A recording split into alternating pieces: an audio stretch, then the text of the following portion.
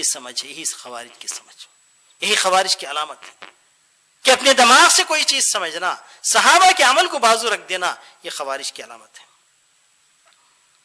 اور عورتوں کو غور سے سننا چاہیے، یہ لوگ حائضہ عورت جو ماہواری میں رہتی ہے اس کو تو اللہ تعالیٰ نے نماز معاف کیا ہے، یہ لوگ کہتے نہیں وہ عورت بھی نماز پڑھنا، اس عورت کے اوپر بھی نماز کو لازم کر۔ کچھ لوگ کہتے تھے اسی حالت میں اس کو نماز پڑھنا ہے، کچھ لوگ کہتے تھے جیسے ماہواری ختم ہو جائے، پیریڈ ختم ہو جائے اس کے بعد پوری نماز ادا کرنا۔ ان کی اتنی مصیبت تھی۔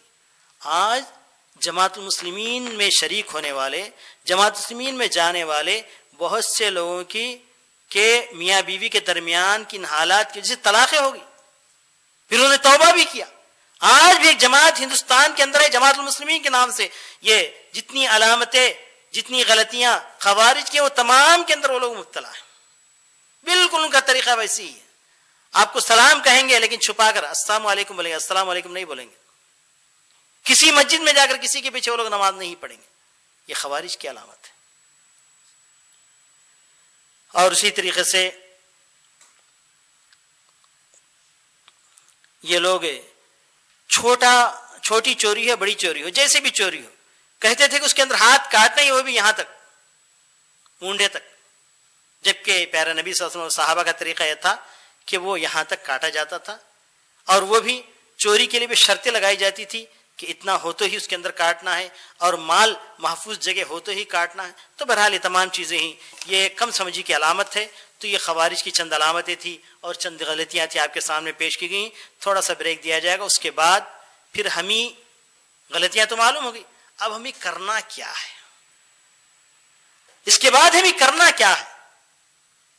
تو خوارج کا تو منہج معلوم ہو گیا، ذرا سا ہمارا اپنا صحابہ کا جو منہج ہے اس کو آپ سنتے جائیے۔ اس کے بعد پھر انشاءاللہ کچھ دیر وقت ملے گا، انشاءاللہ ملا تو میں اس کے اندر اپنا یعنی صحابہ کرام رضوان اللہ علیہم اجمعین کا کیا منہج میں آپ کے سامنے پیش کرتے ہوئے اپنی بات کو ختم کرتا ہوں۔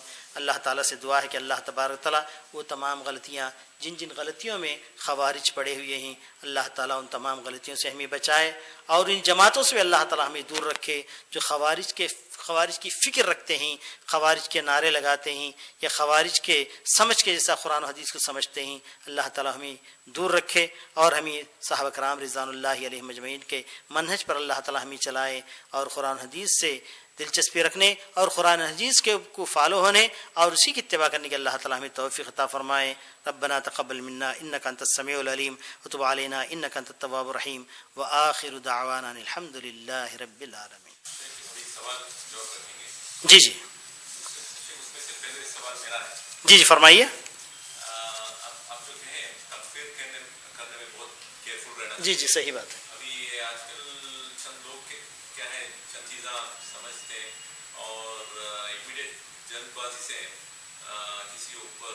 فتویٰ لگا دیتے ہیں، جیسے کہ کامن دائی ہو سکتا ہے۔ جی جی ریسنٹلی بھی ایک واقعہ جو شاہ رخ خان نے مووی ایکٹر ہے، اچھا اس کا پرانا ویڈیوز میں وہ کچھ غلطی کیا ہے، اچھا اچھا اس کو بنیاد بنا کر کوئی کامن آدمی اس کو کافر کہہ دیا، جی لوگ کیا انٹرنیٹ میں اس کو پھیلا رہے ہیں۔ جی جی اور ہم کو ابھی معلوم ہوا ریسنٹلی کہ شاہ رخ خان ابھی پرانے جیسے نہیں، ابھی نماز پڑھنا شروع کر دیے۔ اچھا اچھا مسئلے کے بارے میں ڈاکٹر ذاکر نائک سے بھی رجوع کرتا ہے، رجوع کرتا ہے۔ ابھی اس کا حالت ویسا نہیں ہے جی جی جی جی مگر عام آدمی ایسے ایک پبلک فگر کے اوپر تکفیر کرنا کہاں تک صحیح ہے یا غلط؟ ایک بات شاہ رخ خان آلسو اس نے یہ بات بھی کہا تھا کہ گنپتی اللہ جیسے کوئی کانسیپٹ اپنے بچے کو تربیت دے رہا ہے اور اس کے گھر میں مندر بھی ہے، تو اس بھی مد نظر رکھ کے اگر کوئی اس طرح کی بات کرا تو ہم لوگ مطلب یہ بھی ایک ہے ایلیمنٹ۔ جی جی جی جی گنپتی اللہ بھی کہتا ہے وہ جی جی بچوں کو یہ تربیت بھی دیتا ہے کہ ہاں دونوں خدا ہے جی جی اور اس کے گھر میں باقاعدہ مندر ہے۔ اور جی اس کی اہلیہ جو ہے اہلیہ تو نہیں کہہ سکتے کہ وہ تو اسلام میں جائز جی جی کو نکاح کر کے یہ نان مسلم کو نکالا نکاح تو ہو نہیں سکتا، کچھ نہ کچھ کیا ہوگا نا، مندر کے پاس جا کر ہی صحیح منگل سوتر باندھا ہوگا، ہاں جی جی بالکل کچھ نہ کچھ کیا ہوگا۔ تو بہرحال ایسے تمام معاملات میں ہمیں نہیں پڑھنی چاہیے، اور خاص کر کے فتویٰ دینے اور حکم لگانے میں ہم کو پرہیز کرنا چاہیے۔ اس کے اعمال جو بھی ہو جب تک وہ اپنے آپ کو مسلمان سمجھتا ہے. بھائی یہاں کسی کو حق ہی نہیں ہے کہ اس کے اوپر حکم لگائے. یعنی اس کے لیے باقاعدہ ایک محکمہ ہوتا ہے, قاضی کا محکمہ ہوتا ہے, بات وہاں جاتی ہے اور اس کو ریسرچ کیا جاتا ہے کہ کس حد تک اسلام کے اوپر ہے اور کتنا اسلام سے دور ہے. یہ تمام باتوں کا لحاظ کیا جاتا ہے. اس کے بعد چل کر قاضی کا یہ اختیار ہوتا ہے کہ فتویٰ لگائے کہ یہ کافر ہے. ہم کو اور آپ کو جب وہ اپنے آپ کو مسلمان کہہ رہا ہے تو آپ کو حق نہیں. ہاں ایک شخص اپنے آپ کو مسلمان کہہ رہا ہے, اپنے آپ کو کافر کہہ رہا ہے, تو اس کو کافر نہ سمجھنا یہ کفر ہے. اپنے آپ کو ایک شخص کہہ رہا ہے کہ میں ہندو ہوں, اپنے آپ کو ایک شخص کہہ رہا ہے عیسائی ہے, آپ نہیں تم کافر نہیں, تم مسلمان ہو. ارے بھائی یہ بھی جنت میں چلا جائے گا, ارے بھائی یہ بھی جنت میں چلا جائے گا, یہ سمجھتے ہیں تو یہ کفر ہے.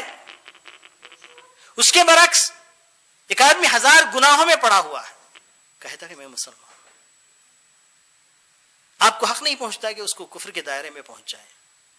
کیونکہ سب سے پہلے میں نے بتایا ستفترق امتی کہا ہے پیارے نبی صلی اللہ علیہ وسلم, میری امت 73 فرقے میں بٹ جائے گی. 73 فرقے میں بٹنے کے باوجود میری امت کہا ہے. آپ کو کیا حق پہنچتا ہے کہ امت سے باہر نکالے؟ ہاں مسلمان ہے بھائی, اس کے اندر غلطیاں ہیں, اس کے پاس خبر پرستی ہے, اس کے پاس پیر پرستی ہے, اس کے پاس فلاں پرستی ہے, فلاں پرستی ہے, بتا سکتے ہیں. لیکن آپ فیصلہ کن بات کہہ دینا یہ کافر ہی ہے, جبکہ وہ اپنے آپ کو نہیں بھائی میں مسلمان کہہ رہا ہوں, تو اس بارے میں زیادہ یعنی احتیاط کی ضرورت ہے. اور خیر شاہ رخ خان کی بات تو چھوڑو, 2 کرسی ڈال لیجیے, ایک کرسی کے اوپر ایک کرسی, تو مسئلہ ختم ہو جائے گا. ہاں جی سب کے لیے, ہاں جی صحیح بات ہے. جی صحیح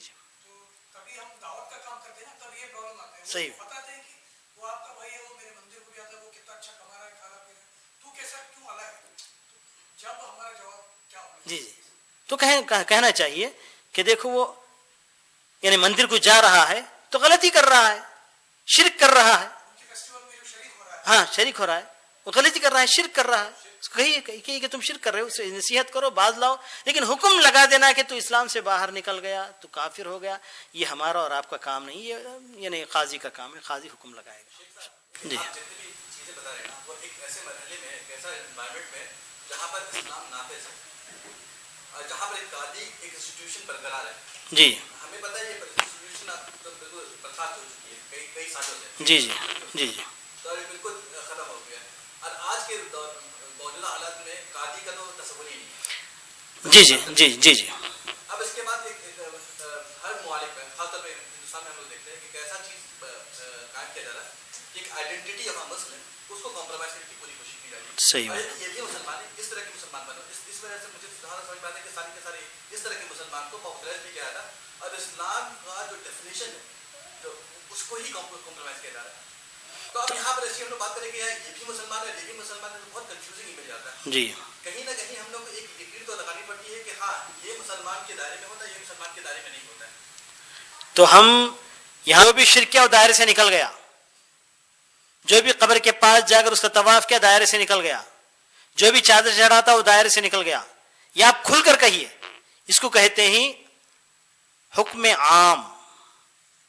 لیکن بالتعین انگلی بتا کر یہ شخص دائرے سے یہ نہیں کہہ سکتے. تو ہمیں فرق سمجھتے ہیں آپ, تو بالکل ہم بتاتے ہیں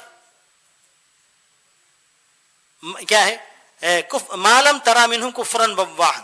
پیارے نبی صلی اللہ علیہ وسلم نے کہا کہ تمہارے پاس ایسے ایسے ائمہ آئیں گے جو نماز کو چھوڑ دیں گے یا نماز کو وقت ٹال کر پڑھیں گے, تمہارے ایسے ایسے خلیفہ اور ایسے ایسے حاکم بنیں گے.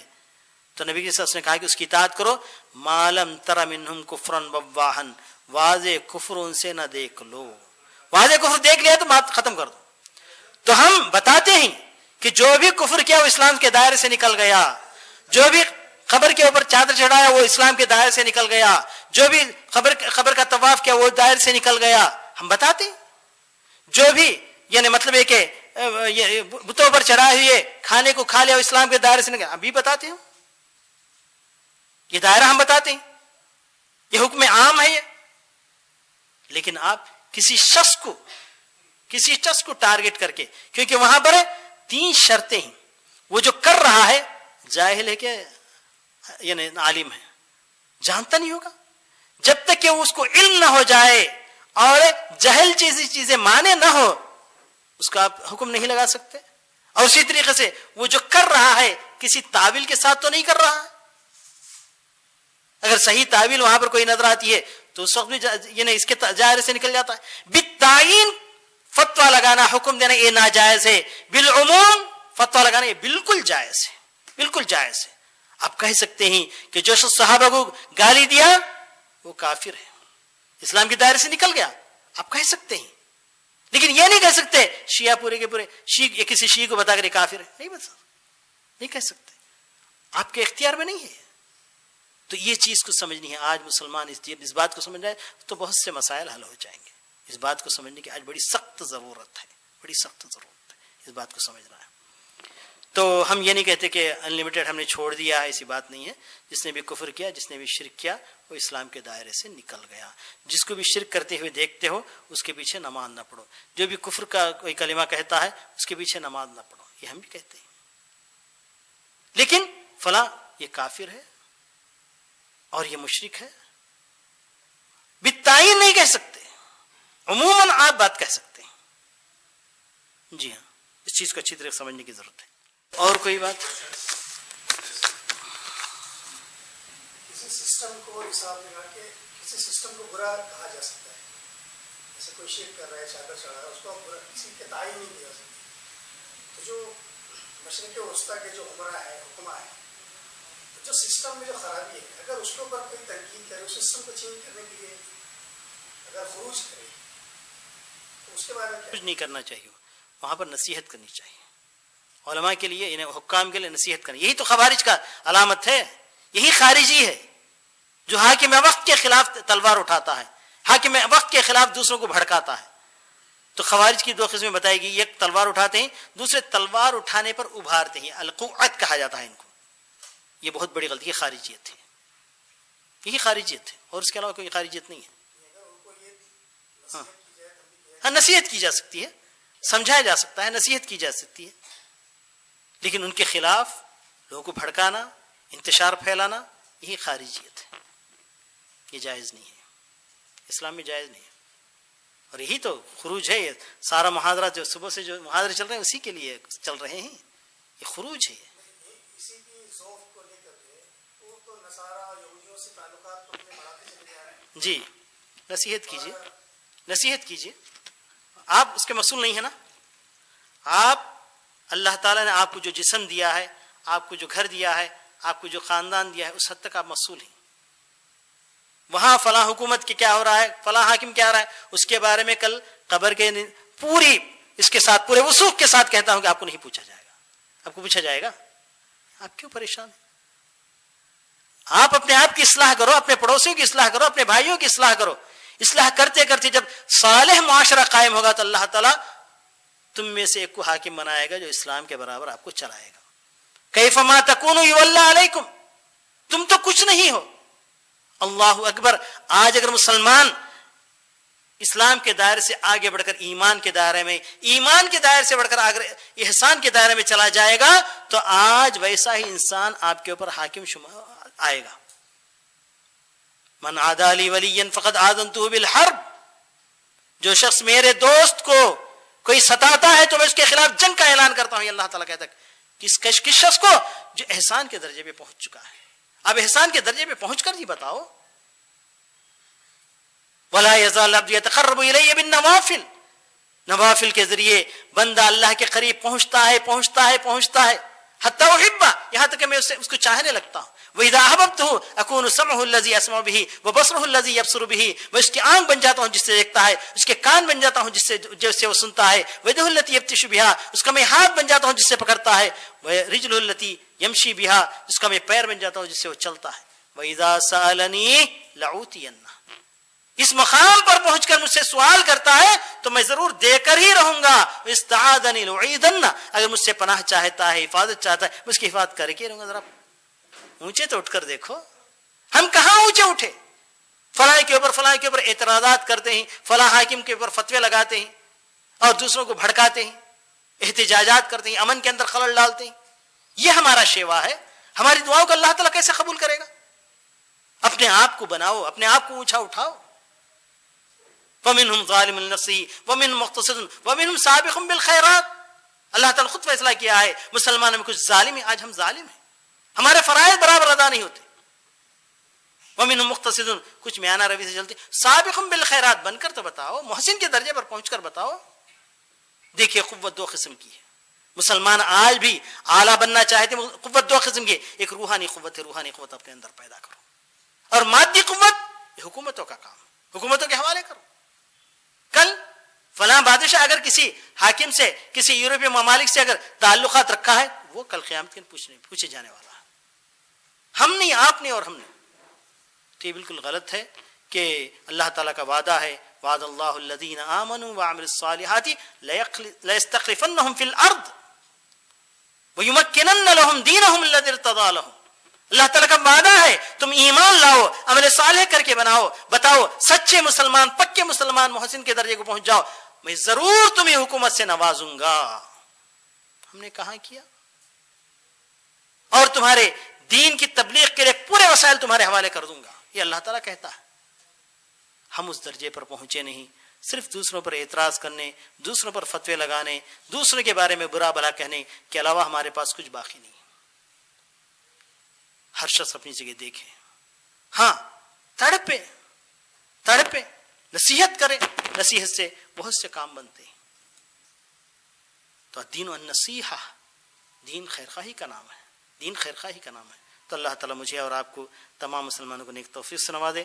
ربنا تقبل منا انک انت السمیع العلیم وتب علینا انک انت التواب الرحیم وآخر دعوانا الحمد للہ رب العالمین. تو شروع کریں. بسم اللہ الرحمن الرحیم, الحمد للہ رب العالمین والصلاة والسلام علی نبینا محمد وعلی آلہ وصحبہ اجمعین.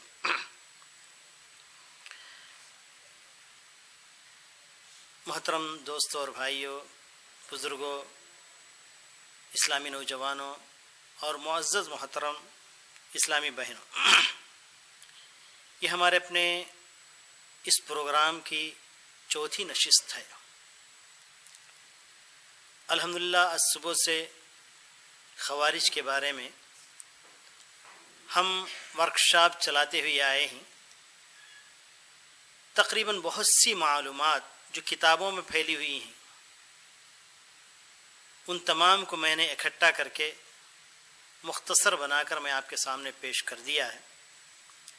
اب آخری کڑی جس کو لے کر میں آپ کے سامنے حاضر ہوا ہوں, یہ ہے چاہے خوارج, چاہے شیعہ, چاہے معتزلہ, ان تمام سے بچنے کے لیے ہم کو کیا طریقہ اختیار کرنا ہے. تو یہ ایک ہی طریقہ ہے, وہ ہے صحابہ کرام رضوان اللہ علیہ مجمعین کا طریقہ. اسی کے اندر ہماری نجات ہے. اس کے بارے میں پیارے نبی صلی اللہ علیہ وسلم نے پوری ضمانت دی ہے, ما انا علیہ اليوم واصحابی. اب آئیے, منہج کس کو کہا جاتا ہے؟ منہج چند قواعد کا نام ہے, چند قاعدے کا نام ہے, چند ضوابط کا نام ہے, جو انسان کی سوچ کو صحیح ڈگر پر لگا دے, صحیح راستے پر لگا دے. پورے قواعد تو میں پیش کر نہیں کر سکتا مختصر وقت میں, چند قواعد اس کو نہ ماننے کی وجہ سے کیا مصیبت آئے گی وہ بھی بتاتا چلو. مثلا مثال کے طور پر یہ قاعدہ ہے,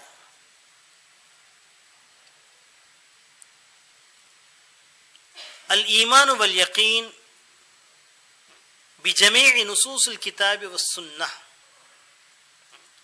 قرآن مجید کی جتنی آیتیں ہیں اور پیارے نبی صلی اللہ علیہ وسلم کی جتنی صحیح احادیث ہیں, ان پر پورا پورا یقین کامل رکھنا, یہ صحابہ کا منہج ہے. اللہ تعالیٰ نے ارشاد فرمایا, آمن الرسول بما انزل الیہ من ربہ والمؤمنون کل آمن باللہ وملائکتہ وکتبہ ورسلہ. اس آیت کریمہ میں آمن الرسول, آمن الرسول بما انزل الیہ من ربہ والمؤمنون, رسول خود بھی ایمان لائے اور ان کے اوپر جو لوگ ایمان لائے تھے مومنین वो लोग भी ईमान लाए। किस चीज पर? जो कुछ मिन जानिबिल्लाह नाजिल हुआ। मिन जानिबिल्लाह नाजिल होने वाली दो चीजें, कुरान मजीद और अल्लाह के रसूल सल्लल्लाहु अलैहि वसल्लम की हदीस। कुल्लुन वही मिन अल्लाह। इब्न हज़्म रहमतुल्लाह अलैह ने लिखा है, अल्लाह ताला ने कुरान मजीद में इरशाद फरमाया है, इन्ना नहनु नज़्ज़लना ज़िक्रा व इन्ना लहू लहाफ़िज़ून। जिक्र को अल्लाह ताला ने उतारा, अहादीस भी जिक्र है, कुरान मजीद भी जिक्र है, दोनों के दोनों वही मिन अल्लाह है। फर्क इतना है कि कुरान अल्लाह का कलाम है, अहादीस प्यारे नबी सल्लल्लाहु अलैहि वसल्लम के फरमानदात। ये दोनों चीजों पर पूरा पूरा यकीन रखे कि मिन जानिबिल्लाह हैं, क्योंकि अल्फाज अल्लाह के रसूल के हैं अहादीस में, लेकिन मानव मतलब कहां से है? मिन जानिबिल्लाह। वमा यंतिकु अनिल हवा इन हुवा इल्ला वह्युन यूहा। आज उम्मत दोनों के अंदर फर्क कर दिया, कहा कि कुरान को देखो, ना मिले तो हदीस को देखो। कुरान का मर्तबा बहुत बड़ा है, हदीस का मर्तबा बाद नहीं। हाँ, तकद्दुस के एतबार से वो तो अल्लाह का कलाम है कुरान, हदीस मखलूक का कलाम है, दोनों में बहुत बड़ा फर्क है। लेकिन दलील पकड़ने के एतबार से, हुज्जत लेने के एतबार से, मसले का इस्तेमाल करने के एतबार से दोनों बराबर हैं। जैसा कि नबी करीम सल्लल्लाहु अलैहि वसल्लम ने इरशाद फरमाया, ऊतीतुल कुरान व मिस्लहु माहु। ऊतीतुल कुरान व मिस्लहु माहु, मुझे कुरान दिया गया और उसके जैसी चीज, जैसी मिसलियत किसके अंदर है, बराबर चीज मुझे दी गई। बराबर किसके अंदर है? हुज्जत पकड़ने के एतबार से, दलील पकड़ने के एतबार से, मसले का इस्तेमाल करने के एतबार से दोनों बराबर बराबर हैं। इस जाबिते से जो लोग हटे वो लोग गुमराह हो गए। हदीस को बाद में लेंगे, कुरान को पहले लेंगे, ये भी कहा, ये भी गलत है, बल्कि दोनों को बराबर बराबर। इमाम शाफी ने कहा कि कुरान मजीद हदीस का जितना मोहताज है उतना हदीस शरीफ कुरान की मोहताज नहीं है।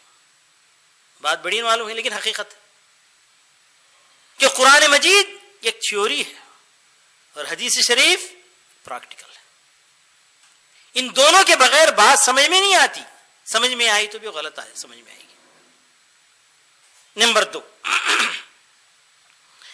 दरउ तारुज़ बैनल किताब व सुन्ना।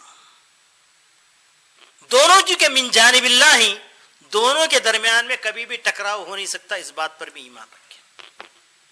कुरान और हदीस के दरमियान कभी टकराव नहीं हो सकता।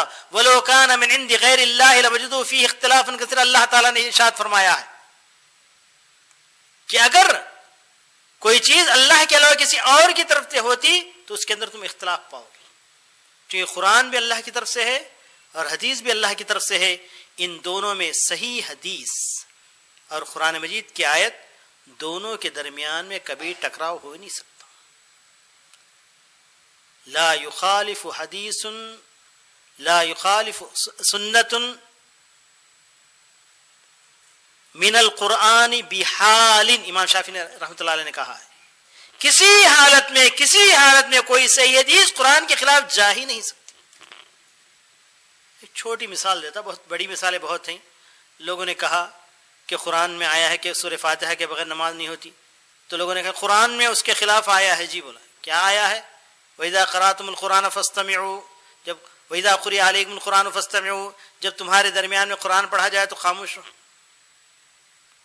तभी जिस अल्लाह ने ये बात कही, कब कही?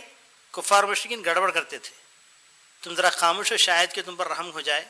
अल्लाह के रसूल, अल्लाह ताला ने कुरान की नाज़िल आयत फरमाई, इसको लाकर नमाज के अंदर फिट करना। हाँ, आयत पर भी अमल किया जा सकता है कि जब तक इमाम क़िराअत करता रहे आप खामोश से सुनो बाकी सूरतों के बारे में, लेकिन सूरह फातिहा के बारे में साथ साथ पढ़ते जाओ। तो जिस अल्लाह ने ये आयत नाज़िल फरमाई, उसी अल्लाह ने प्यारे नबी सल्लल्लाहु अलैहि वसल्लम के ज़बानी ये बात कहलवाई। अबू हुरैरा के किसी शागिर्द ने कहा, जो फारसी नस्ल थे, इमाम तो पढ़ रहा है, मैं कैसे पढ़ूं? इक़रा फी नफ्सिका या फारसी, इमाम जहरन पढ़ रहा है तो तुम अपने दिल में पढ़ो। तो टकराव की सूरत कभी पैदा ही नहीं करना कुरान हदीस के बारे में। टकराव जहां पैदा करे वहां पर गुमराहियां आ जाएंगी, या तो कुरान को छोड़ना पड़ेगा या हदीस को छोड़ना पड़ेगा, दोनों गुमराही। कुरान और हदीस के दरमियान में कभी भी टकराव हो सकता है? बिल्कुल हो नहीं सकता। जितने फिरके गुमराह हुए इस टकराव में लाकर चीजों को एक दूसरे से टकराव कर दिया और कहा कि एक चीज को ले लिया, एक चीज को छोड़ दिया, तो टकराव कभी नहीं हो सकता। इस बात पर पूरा पूरा यकीन रखना है। और तीसरी चीज अल-इहतिमाम बिल अक़ीदति फी कुल्ली सगीरतिन व कबीरा, अकीदे को मलहूज रखना। अकीदे के अंदर क्या है? कोई मुसलमान अपने आप को मुसलमान का दावा करे तो उसको काफिर नहीं कहना, वरना हम काफिर हो जाएंगे। अकीदा है कि नहीं? अकीदा है कि नहीं? अकीदा है, यकीदा है। तो हमने इस अकीदे को छोड़ दिया तो फिर यहां से गुमराही पैदा हो गई। अल-इहतिमाम बिल अक़ीदा, देखिए अल्लाह के रसूल ने इसका खास ख्याल किया है। जिस वक्त फौज जा रही थी, हवाज़िन और सकीफ से लड़ने के लिए जा रही थी, उन्होंने कहा सहाबा किराम रिज़वानुल्लाहि अलैहिम अजमईन में, अभी अभी फतेह मक्का में वो लोग मुसलमान हुए थे, नए नए मुसलमान थे, इजल लना ज़ाता अनवातिन कमा लहुम ज़ाता अनवात, दौरे जाहिलियत के अंदर ज़ात अनवात नाम एक दरख्त था, वहां तलवार लटका कर लगा कर जाए तो हमें कामयाबी हासिल होती थी, वैसे ज़ात अनवात एक दरख्त बताओ। तो नबी सल्लल्लाहु अलैहि वसल्लम ने क्या कहा? अल्लाहु अकबर, लक़द क़ुल्तुम क़ौलत बनु इसराइल इंदमा क़ालू इजल लना इलाहन कमा लहुम आलिहा। अल्लाह अकबर, तुमने तो ऐसी बात कह दी जो यहूदियों की बात थी, बनु इसराइल की बात थी। उन्होंने कहा था उनके लिए माबूद है, वो लोग देख कर इबादत करते, हमारे लिए भी एक माबूद बनाओ। तो वैसे ही हुआ, हमारे लिए भी एक दरख्त बनाओ। तो जंग के लिए जा रहे, चलो भाई ये लोग नए नए मुसलमान ही, जरा सा एक दरख्त बता देंगे, जरा तलवार लगा चले। नबी सल्लल्लाहु अलैहि वसल्लम से एक शख्स ने आकर कहा, या रसूलुल्लाह मैं फला काम के लिए जा रहा हूँ। ठीक है जाओ, अल्लाह ताला तुम्हारे काम को पूरा करेगा। नहीं अल्लाह के रसूल, अल्लाह चाहे और आप चाहे तो काम पूरा हो जाएगा। तो इस बात को सुनना था नबी साहब ने क्या कहा? अकीदा, अकीदा याद आ गया। कहा अल्लाहु अकबर, लक़द जअलतनी लिल्लाहि निद्दा व हुवा खलक़क, तुमने क्या कर दिया? मुझे अल्लाह के बराबर बना दिया। कुल माशा अल्लाहु वहदा, मुझे अल्लाह के बराबर बना दिया, तुम बराबर बना दिया तुमने। तुम ये कहो कि सिर्फ और सिर्फ अल्लाह ताला चाहने से मेरा एक काम हो। आज बहुत से लोग बोलते ना, हज को कब जाएंगे? जब अल्लाह के रसूल चाह कर बुला लेंगे तो हम जाएंगे। तो सब क्या है? शिरनी तो क्या है? चाहे मामलात हो, चाहे हमारी इबादत हो, जो कुछ भी हो, जब तक अल्लाह ना चाहे, अल्लाह ताला की मशीयत के बगैर हो नहीं सकता। और अल्लाह की मशीयत के साथ प्यारे नबी की मशीयत नहीं मिलाई जाएगी। अल्लाह के रसूल, हाँ अल्लाह के बाद दुनिया के इंसानों में उनसे बढ़कर कोई नहीं है, लेकिन उसके बावजूद अल्लाह की मशीयत सिर्फ और सिर्फ उसके अंदर किसी की शिरकत नहीं है। तो ये अकीदा है। साहब कराम रिज़वानुल्लाहि अलैहिम अजमईन ने इसको थामे रखा, हर मामले में अकीदे को मुकद्दम रखते थे। और नंबर 4, अत-तरकीज़ अला तौहीदुल उलूहिय्या मा इस्बात तौहीद रुबूबिय्या वल अस्मा व सिफ़ात, तौहीद उलूहियत के ऊपर हमारी नजर हो। तौहीद रुबूबियत तो हमारे दिलों में अल्लाह ताला रखा है। वला इन सअल्तहुम मन खलक़स समावाति वल अर्ज़ लयक़ूलुन्ना अल्लाह, जब उनसे कुफ़ार मक्का से पूछा जाता कि अल्लाह के अलावा किसी, यानी अल्लाह के अलावा कोई और है जो आसमान जमीन को पैदा किया, तो कहते नहीं, सिर्फ अल्लाह ने पैदा किया। और आज मैं ट्रेन में आ रहा था, 2 खवातीन, मुअम्मर खवातीन हमारे सामने बैठी हुई थी। मैंने पूछा तुम किसकी पूजा कर रहे हैं? कि कभी साईं बाबा, कभी फलां, कभी फलां। तो मैंने पूछा कि इन तमाम में से मुझे ये बताओ कि इन तमाम में से किसने तुमको पैदा किया? जवाब कुछ नहीं था, कुछ नहीं था। कहा कि ऊपर वाले ने, ऊपर वाले। उनके दिल में भी ये बात बिठा दी गई, तौहीद रुबूबियत, पैदा करने वाला ऊपर वाला ही है, पैदा करने वाला ऊपर वाला ही है। अब हमको करना क्या है? ये तो पहले से कायम है तौहीद रुबूबियत। अस्मा व सिफात अल्लाह ताला के साथ है ही, हजार इनकार करे वो तो रहेंगे, लेकिन जो चीज तुम्हें कायम करनी हो क्या है? तौहीद उलूहियत, आपके सारे आमाल अल्लाह के लिए हो जाए। अभी चंद दिनों की बात है कि एक फंक्शन में एक औरत ने कहा कि हम जितने भी फराइज करते हैं वो अल्लाह के लिए करते हैं, जितने भी सुन्नतें करते हैं वो अल्लाह के रसूल के लिए करते हैं। तो फिर गई, फिर शिरकी में पड़ गई। जितनी बातें हो रही किसके लिए होनी चाहिए? सिर्फ और सिर्फ कुल इन्ना सलाती व नुसुकी व महयाया व ममाती लिल्लाहि रब्बिल आलमीन। सारी चीजें, मेरा जीना, मेरा मरना, मेरी नमाजें, मेरी कुर्बानियां, सब के सब किसके लिए हो? सिर्फ और सिर्फ अल्लाह के लिए हो। ये तौहीद उलूहियत हमारे कायम करने की चीज है। तौहीद रुबूबियत अल्लाह ताला के साथ है, हर एक के दिल में है, अस्मा और सिफात भी अल्लाह ताला के साथ है। लेकिन ये तौहीद उलूहियत जिसके लिए इस दुनिया के अंदर सारे रसूल आए हैं, सारी किताबें नाज़िल हुई हैं, और इसी के लिए अल्लाह तबारक व तआला हमें पैदा किया है। वमा खलक़तुल जिन्ना वल इंसा इल्ला लियअबुदून लियुवहिदूनी फिल इबादत। इसका मतलब क्या है? मुझे अकेले मानो अल्लाह की, मेरी इबादत के अंदर ये है। तो ये सहाबा का मनहज है, और यहां पर आदमी भटकेगा तो गुमराही में चला जाएगा। नंबर 5 इस्तेमाल किताब, नंबर 4 है, नंबर 5 है, शायद एक चीज छूट गई जो गैर अहम समझा, मैंने छोड़ दिया ताकि मामला जल्द खत्म हो जाए। इस्तेमाल किताब व सुन्ना अला उसूल दीन व फुरूइही। कुरान और हदीस के अंदर सारे मसाइल का हल है। कोई मसला ऐसा नहीं जो कुरान और हदीस से खारिज हो। खुद अल्लाह ताला कुरान मजीद के बारे में कह दिया, मा फर्रतना फिल किताब मिन शै। तो हमने किताब में कोई चीज नहीं छोड़ी। तो कुरान मजीद के अंदर सारी चीजें, फिर हदीस की क्या जरूरत है? नहीं, ऐसी बात नहीं है।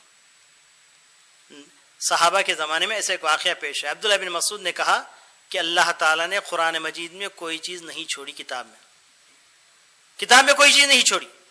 एक बूढ़ी औरत बेचारी गई, जाकर देखा कि कुरान मजीद शुरू से आखिर उन्होंने पढ़ लिया। पढ़कर आकर कहा कि अल्लाह के रसूल ने एक बात से मना किया है, वो बात कुरान में तो नहीं है। क्या है वो? गुंदवाना। पुराने जमाने में और आज भी हिंदू लोग अपने नामों को, अपने पूजने वाले मूर्तियों को अपने हाथ पर सुई के जरिए गुंदवाते हैं। निशानी बढ़ जाता, कभी नहीं मिटता। ये इस्लाम के अंदर हराम है, इस्लाम के अंदर हराम है। तो नबी करीम सल्लल्लाहु अलैहि वसल्लम ने गुंदवाने वाली को, गूंद लेने वाली, दोनों को नबी सल्लल्लाहु अलैहि वसल्लम ने दोनों पर लानत भेजी है।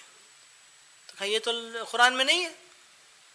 तो अब्दुल्लाह बिन मसूद ने कहा कि तुमने नहीं पढ़ा कुरान में, जाओ फिर पढ़ो, पाएंगे। गई बेचारी, फिर पढ़ी, आकर कहा कि नहीं है। क्या वो आयत पर आपकी नजर नहीं गई? वमा आताकुम रसूल फखुदूहु वमा नहाकुम अन्हु फंतहु। जो चीज अल्लाह के रसूल दे दे उसको ले लो, जिससे मना कर दे उससे रुक जाओ। तो सारी हदीसें कुरान के इस हुक्म में आ गई। हदीसें अलग नहीं है कुरान मजीद से। वमा आताकुम रसूल, चाहे अल्लाह के अल्फाज में, चाहे अपने अल्फाज में, जो भी मोहम्मद दे उसको ले लो, और जिस चीज से मना किया कि रुक जाओ। तो ये है। लेकिन हुआ ये कि देखे, मैं ये बात इसलिए कह रहा हूं कि माशाल्लाह आप लोग अंग्रेजी पढ़ने वाले हैं, अंग्रेज यानी तालीम याफ्ता लोग हैं, आप लोग इस बारे में बहुत ही मोहतात होना चाहिए। मॉरिस बुकाई की किताब है साइंस, कुरान एंड बाइबल। उसके अंदर उसने कुरान के मुकाम को आसमान तक पहुंचा दिया, हदीस के मुकाम को गिरा दिया, और मुसलमान खुश हो जाते हैं माशाअल्लाह कुरान के बारे में मुस्तशरिक़ ने क्या लिखा है, क्या लिखा है। जहां हदीस के मुकाम को उसने गिरा दिया, उस पर नजर हमारी नहीं जाती। उसने साफ कहा ये कुरान अल्लाह का कलाम होने की वजह से इसके अंदर गलती नहीं है, ये हदीस रसूल का कलाम होने की वजह से इसके अंदर सारी गलतियां ही गलतियां हैं। डाउटफुल कहा उसने, डाउटफुल कहा कि देखो अथेंटिक उलमा जो यानी काबिल कदर जो उलमा हैं, उन लोगों ने हदीस आहाद के बारे में कहा है कि जन्नी सुबह जन्नी दलाला कहा है। जन के माने गुमान, तो इसलिए डाउटफुल है, उसने डाउटफुल लिखा है। तो दोस्तों और भाइयों, ये गुमराही हमारी अपनी गुमराही है, डाउटफुल नहीं। जो भी हदीस सही सनद के साथ साबित हो जाए वो पहाड़ जैसी है, पहाड़। हमारे उस्ताद मोहतरम उमर फल्लाता मस्जिद नबवी में दर्स देते हुए कहते थे कि देखो ये हदीस जो बयान की जा रही है, इसके अंदर एक एक रावी जो आ रहे हैं, वो रावी पीछे देख रहे हो उहद का पहाड़, उहद के पहाड़ से भी ज्यादा मजबूत है। ये हमारा कासा है, ये इस्लाम की पहचान है, इस्लाम की शान है कि अल्लाह ताला ने प्यारे नबी की एक बात को भी महफूज कर लिया। तो यकीन होना चाहिए कि सारे मसाइल का हल कुरान और हदीस के अंदर है। लेकिन बाद में आने वालों ने, कुछ लोगों ने क्या किया, यानी इजमा और क़ियास को अहमियत दे दी। इजमा क़ियास का मुनकर नहीं है, वो भी एक दलील है, लेकिन उसकी बुनियाद भी कुरान हदीस पर होनी चाहिए। اجماع کی بنیاد بھی قرآن حدیث پر ہونا چاہیے، قیاس کی بنیاد بھی قرآن حدیث پر ہونا چاہیے. غلطی ہماری چھوٹی ہوتی ہے، دشمنان اسلام اس سے زیادہ فائدہ اٹھاتے ہیں. مثال کے طور پر گولزیہر ایک مستشرق ہے، اور اسی طریقے سے شاخت جوسف شاخت، یہ بھی ایک کولسن، یہ شریعت اسلامیہ پر ان لوگوں نے تخصص کیا ہے. ان لوگوں نے ایک کتاب لکھی، تشریع اسلامی، اسلام کی شریعت کیسے وجود میں آئی. کہا کہ محمد نے اپنے طور پہ قرآن لکھ کر دے دیا، دنیا کو کہا کہ سب کچھ اس میں ہے اور اس کے علاوہ کوئی چیز کی ضرورت نہیں ہے، لیکن وہ دنیا سے گئے تو مسائل بڑھ گئے، صحابہ کو حدیث گھڑنا پڑا. ایسے لکھتا ہے کہ جو حدیث گھڑ لی اور اس کے بارے میں ایک حدیث بھی بتا دی، ترکت فیکم امرین لن تضلوا ما تمسکتم بہما، کتاب اللہ اور سنتی، یہ دونوں چیزیں ہی، اس کے علاوہ کوئی چیز کی ضرورت نہیں ہے. جب مسائل بڑھ گئے تو بعد آنے والوں نے اجماع کو گھڑ لیا، قیاس کو گھڑ لیا. نہیں، بات ایسی نہیں ہے. اجماع اور قیاس کی بنیاد قرآن و حدیث ہے. قرآن و حدیث کی بنیاد کے بغیر نہ اجماع ہو سکتا ہے نہ قیاس ہو سکتی. تو اس لیے للاسلام مصدران لا ثالث لهما، اسلام کے دو ہی مصدر ہیں، ان دونوں مصدروں میں سارے دلائل، سارے چیزیں اس کے اندر موجود ہیں. یہاں تک امام احمد بن حنبل نے کہا کہ صحابہ کرام رضوان اللہ علیہم اجمعین ساری دنیا میں پھیل گئے، وہاں جا کر انہوں نے سارے مسائل دیکھے، سارے مسائل کا حل انہوں نے قرآن و حدیث سے پیش کیا. کبھی کبھی اجماع اور قیاس کے محتاج ہوتے تھے، لیکن اجماع اور قیاس بھی کیا ہے؟ قرآن و حدیث کے اوپر اگر ہو تو وہ اجماع اور قیاس ہے، ورنہ اجماع اور قیاس نہیں.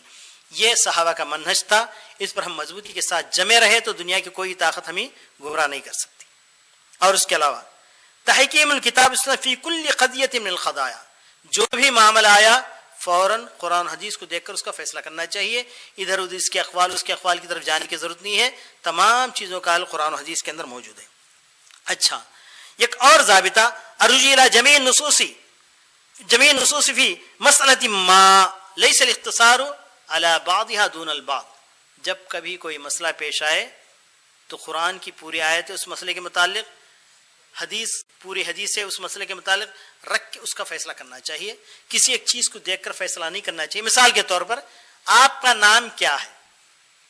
تو کچھ لوگوں نے تقدیر کا انکار کرنے والے، قضاء و قدر کا انکار کرنے والے جبریہ، یہ وہ لوگ ہیں جو تقدیر پر ایسے ایمان لاتے ہیں، کہتے ہیں کہ انسان مجبور محض ہے. دونوں دو طرف گئے، حالانکہ دونوں کے بیچ میں اسلام کا عقیدہ ہے، دونوں کے بیچ میں عقیدہ ہے.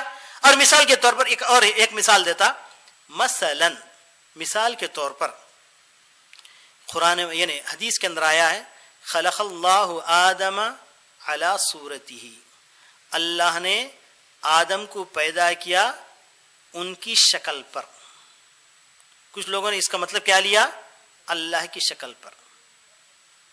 بات غور سے سنیے، اللہ کی شکل پر، اور دعویٰ کر دیا ہے کہ انسان کی شکل اللہ کی شکل دونوں برابر. نعوذ باللہ من ذالک. یہ غلطی کیوں ہوئی؟ اس حدیث کو دیکھا انہوں نے، قرآن کی اس آیت کو چھوڑ دیا. آیت کے اندر کیا ہے؟ لیس کمثلہ شیء، اس کے جیسے نہیں، جیسے کی جیسی چیز بھی نہیں ہے دنیا کے اندر. اللہ کی جیسی تو بہت دور کی بات ہے، جیسے کی جیسی چیز بھی نہیں. اس قرآن کی آیت کو چھوڑ دیا. اس وجہ سے یہ لوگ کہا کہ اور دیکھیے اللہ تبارک تعالیٰ قرآن مجید میں کہا ہے فی ای صورت ما شاء رکبک. صورت سے مراد وہ ڈھانچہ ہے. اللہ تعالیٰ نے کہا کہ ہر انسان کو جس ڈھانچے میں چاہا اللہ تعالیٰ اس شکل میں بنا دیا. کوئی گورا ہے، کوئی کالا ہے، کوئی خوبصورت ہے، کوئی بدصورت ہے. یہ تمام اللہ تعالیٰ کی دین ہے، جس کو چاہے جس صورت میں بنا دیا. تو یہ بتانا یہاں پر مقصد ہے. لوگوں نے غلطی سے غلطی کیوں پیدا ہوئی؟ اس ضابطے کو چھوڑنے کی وجہ سے بعض چیزوں کو لے لیا قرآن حدیث کی، بعض چیزوں کو آج ویسے ہوتا ہے، اپنے مطلب کی چیز قرآن حدیث سے لے لیتے ہیں، باقی تمام چیزوں کو ٹھکرا دیتے ہیں، اپنے مطلب کی نہیں. تو کچھ لوگ کہتے ہیں، کچھ لوگوں نے یہاں تک قاعدہ بنا دیا کل حدیث یخالف اقوال علمائنا اما ہوا منسوخ او مبدل. امام کرخی بہت بڑے عالم گزرے ہیں احناف کے، انہوں نے ایک قاعدہ بنا کر دے دیا ان لوگوں کو، وہ ہر وہ حدیث جو ہمارے علماء کے خلاف جائے، یا تو وہ اس کی تعویل کر دی جائے گی یا تو اس کو منسوخ قرار دیا جائے گا. یہ تو بہت بڑی غلطی ہے. اور ایسے بہت سے ضوابط گھڑ لیے. ان تمام کا ذکر مولانا ابوالکلام آزاد رحمۃ اللہ علیہ نے تذکرہ نامی کتاب میں کیا ہے. ایک مرتبہ اٹھا کر پڑھ لیجئے کہ ہمارے علماء نے ان صحابہ کے ضابطے سے ہٹ کر کیسے کیسے ضابطے بنائے، کیسے کیسے مناہج بنائے، جس کی وجہ سے گمراہی پیدا ہوئی. تو گمراہی پیدا ہوئی تو مسئلہ کوئی پیش آیا تو ہم کو کیا کرنا ہے؟ ایک عالم کے پاس جانا ہے. وہ عالم دین کیا کرے گا؟ قرآن مجید کی پوری آیتیں احادیث پورے سامنے رکھ کر فیصلہ سنائے دے گا کہ یہ چیز جائز ہے ناجائز ہے، اس چیز کو کیسے کرنی ہے، اس چیز کا طریقہ کیا ہے، تمام بتائے گا. یا یوں کہنا کہ کسی کتاب کو گلے سے لگا کر جب کچھ ہے اسی میں ہے، یہ بالکل غلط ہے، یہ صحیح بات نہیں ہے. اچھا ارجو یہ ہوگا نا رد التنازع الی الکتاب. کوئی آپس میں جھگڑا ہو جائے تو آپس میں جھگڑا کرتے نہیں بیٹھنا، فوراً قرآن حدیث کی طرف لوٹنا، وہاں پر کیا فیصلہ ہے دیکھنا اور اس کے مطابق فیصلہ کرنا. اور الاعتماد علی الاحادیث الصحیحہ دون الضعیفۃ والموضوع، یہ بھی ایک ضابطہ ہے صحابہ کا، بہت مضبوط ضابطہ ہے. ہمارا اعتماد صحیح احادیث پر ہو، ضعیف اور موضوع روایت پر ہم کو جانا ہی نہیں. ہمارے استاد محترم عبداللہ روحیلی کہا کرتے تھے لا يعمل بالضعیف الا من هو ضعیف. ضعیف کے معنی کمزور. ضعیف حدیث پر وہی عمل کرے گا جو کمزور ایمان والا ہوگا. ضرورت نہیں ہے صحیح حدیث اتنی ہے کہ ساری زندگی عمل کرتے جاؤ، حدیث ختم نہیں ہوں گی. بخاری شریف اٹھا لیجئے، پوری بخاری شریف پر عمل کرنے کی کوشش کیجئے، آپ کی زندگی ختم ہو جائے گی لیکن بخاری شریف کبھی ختم نہیں. سارے مسائل کا حل صحیح احادیث میں ہے. تو خواہ وہ فضائل کے نام سے فلاں کے نام سے ضعیف اور موضوع احادیث کو بیان کر کے امت کے اندر گمراہیاں پھیلائی جا رہی ہیں، ان سے ہمیں بچنا ہے اور جہاں تک ہو سکے قرآن اور صحیح حدیث پر عمل کرنے کی کوشش کرنا چاہیے. اور آخر میں جو ضابطہ بہت ہی اہم ضابطہ ہے وہ یہ کہ قرآن و حدیث کو اپنے طور پر نہیں سمجھنا ہے بلکہ صحابہ کے سمجھ کے مطابق سمجھنا ہے. صحابہ کی سمجھ کے مطابق سمجھنا ہے. مثال کے طور پر اس خاتون کا میں نے تذکرہ کیا محاضرات شروع کے محاضرات میں، جس نے پوچھا تھا کہ اللہ تعالیٰ نے کہا ہے یدنین علیہن من جلابیبہن، ہم اپنے دوپٹوں کو کیسے لٹکائیں. تو میں نے کہا کہ مائی عائشہ نے، دیکھیں کوئی کہتا ہے کہ سر پر سے لٹکا لو، کوئی کہتا ہے چہرے پر سے لٹکا لو، کوئی کہتا ہے کہ کندھوں پر سے سینے پر لٹکا لو، ہم کیسے لٹکانا ہے؟ تو میں نے کہا کہ دیکھو یہ فلاں کی سمجھ ہے، فلاں کی سمجھ ہے، فلاں کی سمجھ. آؤ اب دیکھیں صحابیات کی سمجھ کیا ہے. صحابیات کی سمجھ کیا ہے؟ مائی عائشہ کہتی ہیں کہ جب یہ آیت نازل ہوئی تو مسلمان عورتیں باہر نکلتی تھی تو سارا چہرہ ڈھکا ہوا رہتا تھا، صرف ایک آنکھ سے دیکھ کر نکلتی تھی، اور اسی حالت میں وہ فوجیوں کو پانی بھی پلاتی تھی، زخمیوں کی مرہم پٹی بھی کرتی تھی، سارے معاملات چلتے تھے، لیکن چہرہ وہ نہیں بتاتی تھی. تو اب کس کی سمجھ پر عمل کرنا ہے؟ مائی عائشہ کی سمجھ پہ عمل کرنا ہے. تمہاری سمجھ، میری سمجھ، فلاں کی سمجھ یہ نہیں چل سکتی. قرآن حدیث کو پر ویسے ہی عمل کرنا جیسے صحابہ نے سمجھا ہے، صحابہ نے اس کے پر عمل کیا ہے.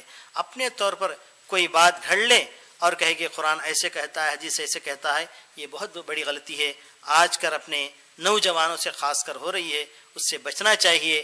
قرآن کا ہر مطلب، ہر آیت کا مطلب، ہر حدیث کا مطلب صحابہ سے وارد ہے، صحابہ سے وارد ہے اور صحابہ بتاتے ہیں. اور جب کبھی کوئی غلطی ہوتی صحابہ سے فوراً ٹوکتے تھے. مثال کے طور پر قرآن مجید کی ایک آیت ہے یا ایھا الذین آمنوا علیکم انفسکم لا یضرکم من ضل اذا اہتدیتم. دائی اور داعیات کے لیے بہت ہی اہم آیت ہے، دائی اور داعیات کے لیے بہت ہی اہم آیت ہے. اللہ تعالیٰ قرآن مجید میں ارشاد فرماتا ہے اے ایمان والو اپنے آپ کو سنبھال لو، علیکم انفسکم لا یضرکم من ضل اذا اہتدیتم، جو لوگ گمراہ ہو گئے ان کی گمراہی تمہیں کوئی نقصان نہیں پہنچا سکتی. بظاہر اس کا مطلب کیا ہوا کہ دعوت کا کام نہیں کرنا، یہی نہ ہوا، دعوت کا کام بالکل نہیں کرنا. لا یضرکم من ضل اذا اہتدیتم، جو لوگ گمراہ ہو گئے ان کی گمراہی تمہیں نقصان نہیں دیتی. تو یہاں پر دو ضابطے چھوٹ جا رہے ہیں، غور کیجئے. جو ضابطے میں نے بتایا دو ضابطے چھوٹ جا رہے ہیں. اگر یہ مطلب آپ لیتے ہیں، کچھ لوگوں نے اس آیت کو لے کر یعنی دعوت سے جی چرایا، دعوت سے بھاگ گئے کچھ لوگ. ارے بھائی یہ زمانہ کہاں ہے، تم کہاں ہو، دعوت کیا کہتے ہو. اسی زمانے میں قرآن مجید نازل ہو کر کہہ دیا کہ لا یضرکم من ضل اذا اہتدیتم، تم ہدایت پا گئے تو گمراہ لوگوں کی گمراہی تمہیں کو نقصان نہیں پہنچائے گی. نعوذ باللہ من ذالک. ابو بکر رضی اللہ، اس زمانے صحابہ نے بھی ایسے کچھ سمجھا تھا کہ اب ہمیں دعوت کا کام کرنے کی ضرورت نہیں ہے. تو حضرت ابو بکر صدیق رضی اللہ تعالیٰ عنہ کھڑے ہوئے صحابہ کے درمیان، کھڑے ہو کر کہا ایھا الناس انتم تقرؤون هذه الآیہ وتحملونها علی غیر محمل، تم اس آیت کو پڑھتے ہو اور اس کو جہاں رکھنا ہے وہاں نہیں رکھتے ہو، اس کو جیسے سمجھنا ہے ویسے نہیں سمجھتے ہو. لقد سمعت من رسول اللہ صلی اللہ علیہ وسلم لتأمرن بالمعروف ولتنہن عن المنکر او لیسلط اللہ علیکم شرارکم ثم یدعو خیارکم فلا یستجاب لکم. اور ایک روایت میں ہے لتأمرن بالمعروف ولتنہن عن المنکر والا یعمکم اللہ بالعذاب، تم ضرور نیکی کا حکم دو گے، ضرور برائی سے روکو گے، ورنہ کیا ہوگا کہ اللہ تعالیٰ کا عذاب جب آئے گا تو سب کو لے کر ڈوبے گا. اور ایک حدیث میں ہے تم برابر نیکی کا حکم دو گے، برابر برائی سے روکو گے، اگر ایسا نہ کرو گے تو کیا ہوگا؟ اللہ تبارک تعالیٰ برے لوگوں کو تم پر مسلط کر دے گا، پھر نیک لوگ دعائیں کریں گے، تمہاری دعائیں قبول نہیں ہوں. تو اس حدیث کی اس آیت کو دونوں کو ایک جگہ جمع کریں تو بات سمجھ میں آئی. اس کا مطلب کیا نکلا؟ لا يضركم من ضل اهتديتم اذا اهتديتم بانذارهم بدعوتهم. شیخ الاسلام تیمیہ رحمۃ اللہ علیہ نے اس آیت کے پاس لکھا ہے کہ اذا اهتديتم ہدایت پر کب آؤ گے تم؟ جب کہ تمہیں ہدایت مل جائے ان کو نیکی کی طرف بلانے کی، ان کے اندر دعوت کا کام کرنے کی. ہدایت تمہیں مل گئی، دعوت کا کام تم نے کر دیا، اس کے بعد ان کی گمراہی تمہیں نقصان نہیں پہنچے. بات سمجھ میں آئی؟ اب بات سمجھ میں آئی؟ یہ ہے صحابہ کی سمجھ، یہ ہے صحابہ کا منہج، ورنہ ہم گمراہ ہو جائیں گے. کچھ لوگ کہتے دعوت کے معاملے ہی کو لے کر وَلْتَكُن مِّنكُمْ أُمَّةٌ يَدْعُونَ إِلَى الْخَيْرِ، تم میں کی ایک جماعت ہونا جی، وہ نیکی کا کام حکم دے گی، برائی سے روکے گی. سب کو دعوت کا کام کرنے کے لیے کہا گیا، تو ایک آیت کو لیا، دوسری آیت کو چھوڑ دیا. اللہ تعالیٰ کہ کنتم خیر امت، تم سب بہترین امت ہو، تم سب کا کام ہے نیکی کا حکم دینا، تم سب کا کام ہے برائی کا حکم دینا. تو بعض آیتوں کو لینا، بعض آیتوں کو چھوڑ دینا، یہ کس کا شیوا تھا؟ یہودیوں کا شیوا تھا. یؤمنون ببعض الکتاب یکفرون ببعض، بعض کو لیتے ہو بعض کو چھوڑ دیتے ہو. یہ یہودیوں کا طریقہ تھا، اس طریقے پر نہیں جانا چاہیے، بلکہ صحابہ کی سمجھ اور پوری آیتوں کو اور پورے حدیث کو لے کر کچھ فیصلے کرنا چاہیے. اس کے بغیر اگر فیصلے کریں گے تو ہم گمراہ ہو جائیں گے. تو اللہ تبارک تعالیٰ سے دعا ہے کہ اللہ تبارک تعالیٰ ہمیں صحیح منہج پر قائم رکھے، صحابہ کے منہج پر قائم رکھے، اور صحیح طور پر قرآن حدیث کو سمجھنے کے اللہ تعالیٰ ہمیں توفیق عطا فرمائے، اور خاص کر خوارج کے منہج سے اللہ تعالیٰ ہمیں بال بچائے، ان کے غلط طریقوں سے بچائے، ان کے غلط کاموں سے اللہ تعالیٰ ہمیں بچائے، ان کے غلط منہج سے اللہ تعالیٰ ہمیں بچائے. بالکل اللہ تبارک تعالیٰ ہمارے درمیان یعنی علم والے ہو، علم والوں کی قدر کرنے کی ہمیں توفیق عطا فرمائے، اور علم کو پھیلانے اور علم کو سکھانے کی ہمیں توفیق عطا فرمائے، علم کو سیکھنے اور دوسروں کو سکھانے کی اللہ تبارک تعالیٰ توفیق عطا فرمائے. اور خاص کر یہ جو سینٹر قائم ہوا ہے اس کے اندر اچھے موضوعات، اچھی باتیں لوگوں تک پہنچانے کی کوشش کی جا رہی ہے. اللہ تعالیٰ اس کو ترقی عطا فرمائے، اور اس طرح کے موضوعات، اس سے بھی اچھے موضوعات عوام تک پہنچانے کی ہمیں توفیق عطا فرمائے. ربنا تقبل منا انک انت السمیع العلیم وتب علینا انک انت التواب الرحیم وآخر دعوانا الحمد للہ رب العالمین. جی دیکھیے یہ بہت بڑی غلطی ہے ہماری، بہت بڑی کمزوری ہے مسلمانوں کی، ایسا نہیں ہونا چاہیے. دیکھیے اللہ کے رسول صلی اللہ علیہ وسلم کے زمانے میں یا اس کے بعد کے زمانے میں جو سلف صالحین کا زمانہ تھا، تابعین اور تبع تابعین کا زمانہ، وہاں دو ہی قسم کے خیالات تھے. یہ خیال کیا تھا؟ یہ خیال یہ تھا کہ لکل بلد رؤیت، جس علاقے میں جو شخص ہوتا تھا وہاں پر چاند دیکھ لیے نماز پڑھ لیے، اور ایک علاقے میں اور ایک. یہ کچھ لوگوں کا خیال تھا. اور کچھ لوگوں کا کیا خیال تھا؟ ایک جگہ کہیں چاند نظر آ جائے تو پورے لوگ مل کر نماز پڑھے. دو ہی خیال تھے. مثلا ایک ملک کے اندر پورے ایک ساتھ نماز پڑھے عید کی، اور یہ خیال کیا کہ اس علاقے میں نہ چاند نظر آیا ہے اس علاقے میں پڑھو، اس علاقے میں چاند نظر نہیں آیا اس علاقے. دو ہی مذہب تھے، دو ہی طریقے تھے. اب ایک تیسرا طریقہ وہ کیا کہ پورے لوگ مکے کی اتباع کرو، مکے میں جب نماز ہو یہاں نماز پڑھ لو. دیکھیے ایک بات، سائنٹیفک طور پر پوری دنیا میں چاند ایک وقت پیدا ہوتا ہے، اس کا پتہ لگایا جا سکتا ہے، لیکن اس کے اوپر ابھی عمل نہیں کیا جا سکتا، کیونکہ امت کے اندر یہ بات پیش کریں گے تو دو کے علاوہ تیسرا فرقہ پیدا ہوگا، تیسرا فرقہ پیدا ہوگا. تو کم سے کم آدمی کو چاہیے کہ اس بات کی کوشش کرے کہ پورے ملک میں ایک عید ہو. اس بات کی کوشش کرنے کی یعنی پورے ملک کو ملا کر ایک ہلال کمیٹی بنا دیا گیا، اور ہر جگہ ایک ایک رکن اس کا رکھ دیا گیا، ممبر رکھ دیا گیا ہر علاقے کے اندر، اور تمام سے رپورٹ لی گئی کیا کہیں چاند دیکھا ہے؟ دیکھا ہے تو ٹھیک ہے، سب لوگ عید کر لیے. کیا چاند دیکھا ہے؟ تمام نے رپورٹ دی کہ چاند نہیں دیکھا ہے تو عید نہیں کی. ہر ملک تقریباً اس طریقے سے سب ایک ایک ملک کی ایک ایک عید بن جائے مثلا، تو اس کے بعد پھر دو ملکوں کو، تین ملکوں کو، یا ایک کیا بولتے اسے ایشیا والے ایک عید، افریقہ، ایسے آہستہ آہستہ اس معاملے کو آگے ہم بڑھا سکتے ہیں. ابھی کہہ دینا کہ مکے والے کو چاند کو دیکھو، فلاں کے دیکھو، فلاں کے دیکھو، یہ سب غلط باتیں، اس سے بچنے کی کوشش کرنا چاہیے. خیر امت کے علماء اس بارے میں بیٹھ کر فیصلہ کریں. خواہ عوام کو الجھا کر رکھ دیا ہے، یہ بہت بڑی غلطی ہو رہی ہے ہمارے سے. ہاں یہی غلطی ہو رہی ہے، یہ بہت بڑی غلطی ہے، اسے نہیں کرنا چاہیے. اور اس میں علماء بیٹھ کر کم سے کم شہر کے اندر جی فتنہ ہے، بہت بڑا فتنہ ہے. بالکل عوام کو بھڑکا کے رکھ دیا گیا ہے، عوام کے اندر انتشار پھیلایا گیا ہے، یہ فتنہ ہے. اس سے بچنے کی کوشش کریں، اور عوام کو انشاءاللہ علماء کو ہم بھی نصیحت کریں گے، آپ لوگ بھی نصیحت کریں کہ عوام کو لے کر امن کے ساتھ چلیں اور اتفاق کے ساتھ چلیں. جی فتنہ ہے، حقیقت میں فتنہ. اور سوال، جی چند لوگ مسلمانوں کے پیچھے جی نماز نہیں پڑھتے، جی جی یعنی یہ بولتے ہیں یہ تو حنف ہے یا یہ شافعی ہے، جی جی تو ہم تو ایسے کوئی بھی مخلف کے پیچھے جی نماز نہیں پڑھتے جی ہیں، ایسے بولنے والے ہیں، جی جی تقلید کرنے والے ہیں کہ جی پیچھے جی نہ میں نماز نہیں پڑھتے. نہیں، یہ معیار نہیں ہے. معیار کیا ہے؟ نبی کریم صلی اللہ علیہ وسلم نے کہا تھا کہ ایسے ائمہ، ایسے خلفاء، ایسے حکام آپ کے پاس آئیں گے جو وقت کو ٹال کے نماز پڑھیں گے. تو صحابہ نے پوچھا یا رسول اللہ ان کے پیچھے نماز پڑھے یا نہ پڑھے؟ تو نبی صلی اللہ علیہ وسلم نے کہا کہ ان کے پیچھے نماز پڑھو. مالم تر منہم کفرن بواہن، جب تک ان سے واضح کفر نہ دیکھو. یہاں پر حنفی، شافی، فلاں فلاں فلاں کا سوال نہیں ہے. وہ مسلمان ہے تو اس کے پیچھے نماز پڑھو اس وقت جب تک کہ اس سے آپ اپنے آنکھوں سے ڈائریکٹ شرک کرتے ہوئے نہ دیکھو. جس دن شرک کرتے ہوئے دیکھا مع السلامہ، اس کے بعد نماز نہیں پڑھو. یہاں پر کفر اور شرک یہ ہے کسی کے پیچھے نماز پڑھنے سے منع کرنے والی چیز. ورنہ مسلمان اس کا حالت مجہول ہے تو اس کے پیچھے نماز پڑھتی ہوئی جائیے.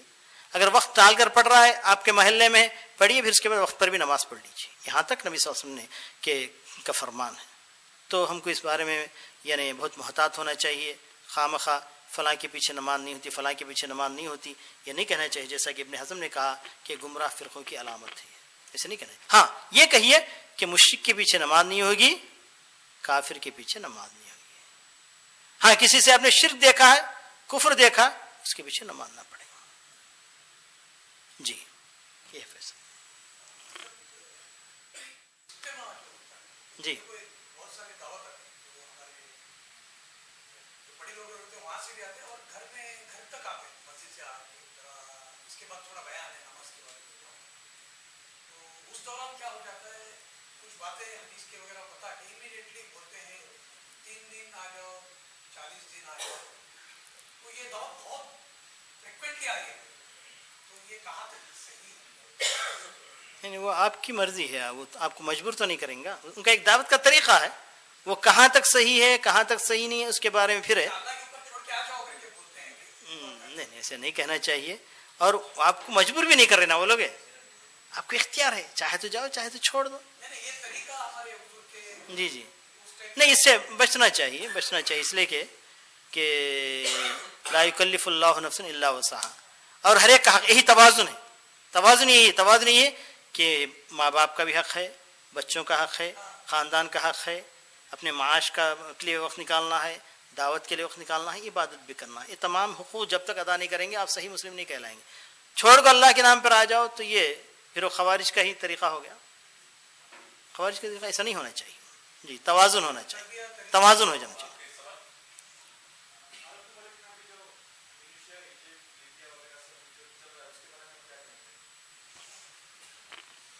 تو اس کے لیے وقت بھی چاہیے. تو بہرحال جو کچھ ہو رہا ہے ایک لحاظ سے دیکھا جائے تو مسلمانوں کے اوپر ظلم ہو رہا ہے, اور دوسرے لحاظ سے بعض جگہ دیکھا جائے تو ایک دم برے حکمراں جو حقیقت میں مسلمانوں پر ظلم کر رہے تھے, بعض جگہ وہاں ہٹایا بھی گیا ہے, اور نہیں معلوم کہ آخر اس کا نتیجہ کیا ہے, اللہ ہی جانتا ہے, واللہ عالم.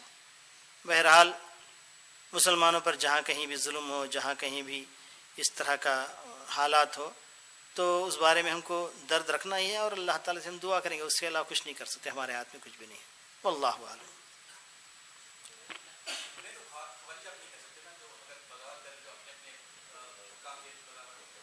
تو ہمارا اور آپ کی بعد میں گفتگو ہے نا, چلیے ہمارے ساتھ چلیں آپ.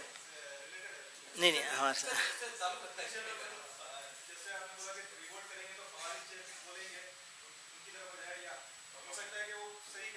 جی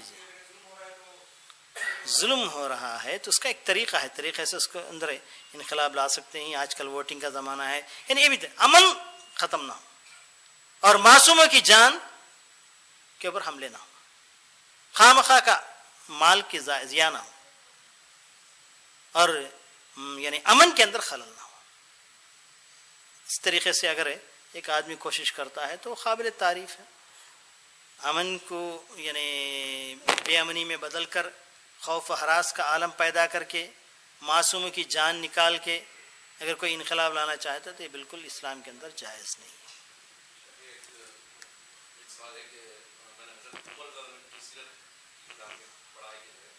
آپ نے بتایا کہ صحابہ کی مدد میں چلنا ہے, تو ان کی خلافت کے دور میں انہوں نے ایک ویسے مجموعی میں سوال کیا کہ اگرچہ مجھ سے کچھ غلطی ہوئی ہے, بگاڑ ہو گئی, تو آپ کیسا مجھے یہ کریں. تو اس صحابی نے جو ہے بتایا کہ جو ہے ہم آپ کو تلوار سے تو اب جو آپ بار بار بتا رہے کہ صحابہ کی مدد میں چلنا چاہیے, بلکہ پوری دنیا میں جو ہے اس طرح کی جو بات تاخیر میں ہے یا کچھ حکمران جو ہے ہٹ کر جو کام کر رہے ہیں, جی ہاں, تو دیکھیے حکمراں کا کام ہے نا, صحابہ کے منہج کو دیکھیں, حضرت عمر کے طریقوں کو دیکھ کر ان کو چلنا چاہیے. نہیں چلے تو ان کی غلطی وہ پوچھے جائیں گے.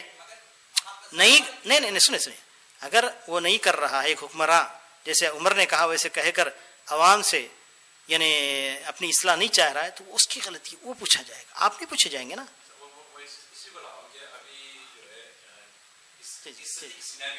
جی تو آپ ان کو ہم کیا خوارج بنا سکتے ہیں, یا کیونکہ آپ نے جو ہے کہا تھا کہ جو ہے ایک شرک یا مشرک کو بھی جو کافر کو کافی نہیں کہہ سکتے, تو آپ اسامہ بن لادن کے بارے میں کیا کہہ سکتے ہیں, کیا کافر کو کافر نہیں کہہ سکتے, بات بولا ہمیں. دیکھیے ایسی تہمت ہم کو نہیں لگانا, نہیں ایسی تہمت ہم پر نہیں لگانا. کافر جو اپنے آپ کو کافر ہے اس کو کافر کہنا ہی ہے, نہیں کہے تو آپ کافر ہو جائیں گے.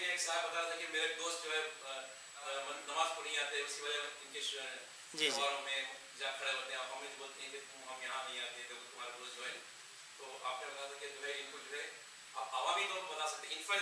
ہاں, جو شخص ان کو جا کر کہے کہ اسلام کا حکم ہے کہ بت کے سامنے جا کر ہاتھ جوڑنے والا کافر ہے, بتائیے ان کو, لیکن اس کو تم کافر ہو گئے ہو یہ نہیں کہنا.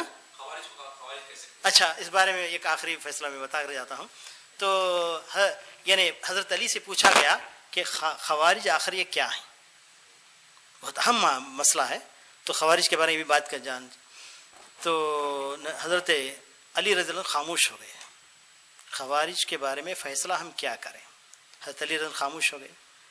تو کچھ لوگوں نے کہا کہ ان کو کافر ہم کہہ سکتے ہیں, تو کہا ومن الکفر فروا, ارے بھائی کفر سے تو بھاگ کر آئے ہیں, ان کو کافر کیسے کہیں گے آپ, کفر سے تو بھاگ کر آئے ہیں, ان کو کافر کیسے کہیں گے.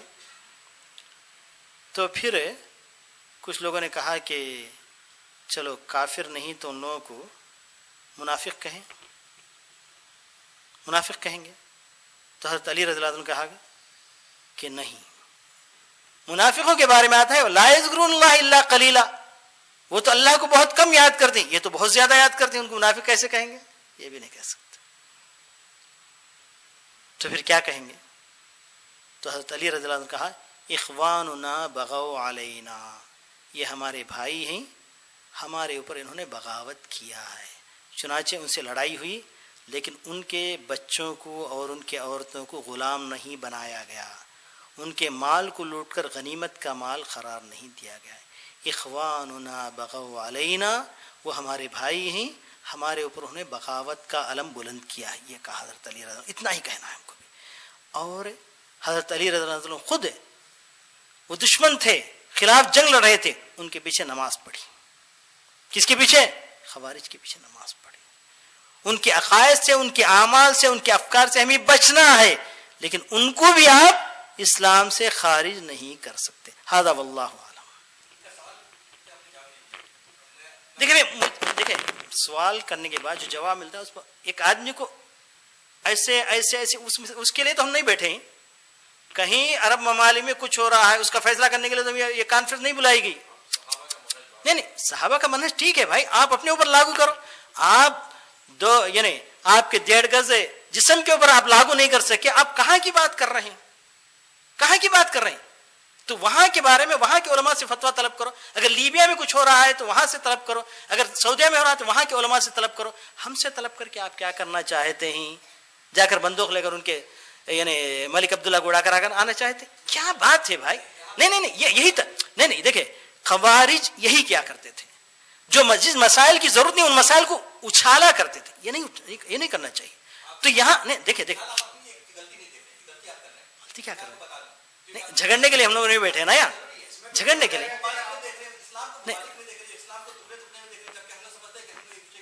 نہیں بھائی جاؤ وہاں جا کے نصیحت کرو، ملک عبداللہ کو نصیحت کرو، پھر ایک کو نصیحت کرو، پھر ایک کو نصیحت کرو.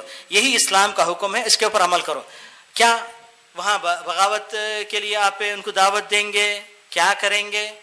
نہیں، یہ تمام باتیں نہیں ہونی چاہیے، غلط ہے. اسی بات کے لیے صبح سے ہم نصیحت کرتے رہے، پھر اسی بات کے اوپر آپ مصر رہیں تو ہم کیا کریں گے؟ بولے ہم اس کے لیے کچھ نہیں، ہم نصیحت کرنے کے لیے نصیحت کر کے ہم جائیں گے. لیکن آپ کے خیالات کے ہم یہ بن کر جائیں تو یہ تو نہیں ہو سکتا. آپ کا ایک خیال ہے کہ وہاں یعنی ایک بادشاہ یورپی ممالک کے ساتھ مل گیا ہے تو وہاں بغاوت کا عمل کرے، یہ آپ کا خیال ہے تو آپ اپنے خیال پر رہیے، ہمارے پر خیال تھوپ نہیں سکتے نا.